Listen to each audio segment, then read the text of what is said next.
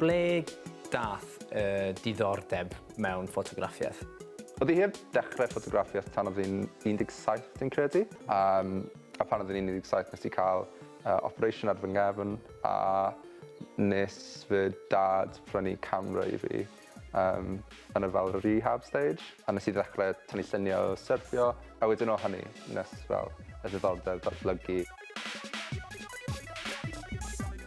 Sut dechreuais di gyda dy waith hunan portread a prosiect What It's Like Being Me? Mae'r prosiect yn ymateb i'r diagnosis nes i cael pan oedd hi'n 17. Dwi'n fyw efo cyflwr o'r enw FSHD, sef fasoscapulohumeromuscular dystrophy. Dwi wastad yn cael hwnna'n anghywir.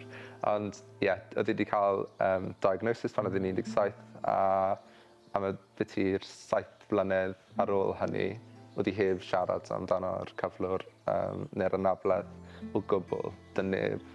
Dwi'n cymharu o fwy fel ostrich burying its head in the sand. A ar ôl 7 blynedd o wneud hynny, oedd fel iechyd meddyliol ddim yn gret. Felly nes i ddechrau fel tynnu lluniau i trial creu bach o cariad at ei hunan. A edrych yn fwy fel eang ar fy mywyd i, a'r ffyrdd oedd hi'n meddwl am fywyd a anabledd, y ffyrdd oedd hi'n meddwl am pobl arall yn fywyd a anabledd. Dwi eisiau i bobl weithiau teimlo'n uncomfortable wrth edrych ar y lluniau. Dwi eisiau holl fathau wahanol o emosiynau. Dwi eisiau fod yn representative o fy mywyd i a'r ffordd dwi'n teimlo. Dwi wastad yn defnyddio ffilm. Fel arfer, dwi'n defnyddio ffilm black and white. Yr unig reswm yw fod yn ratach. A mae'n haws i fel creu prints, a dwi'n hoffi'r broses hynny. Dwi'n rili ymlacio o dan yr golau coch. A dwi'n rili mwynhau defnyddio'r holl broses o creu llun, ti'n modd. Mae'n hyd a lledrith wrth chi fel gwylio'r print yn ddod o ddim byd a jyst, ddod o'ch flan eich llygad. Roed drych lawr canol fy ngorff a trial creu yr hanerion yna. Ond os mae'n iawn dy ti, byddai'n gofyn, gallach chi cymryd y llun i mi? Mae'n eitha hawdd. Ie, dim problem o gwbl. Diolch yn fawr. Gwych. Edrych ymlaen i wneud hwn.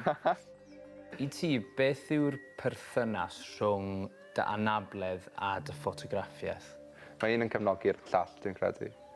Wrth i fy fel iechyd gorfforol gwaethygu, mae fy iechyd meddyliol yn y flynyddoedd diwetha wedi bod yn wella. Mae'n neis i defnyddio rhywbeth sy'n gallu cefnogi'r gwaethygiad. Mae'n cyfforddus i cael rhywbeth sy'n gallu cefnogi chi trwy'r proses yna, dwi'n credu. A i fi, dyna yw beth yw tynnu lluniau.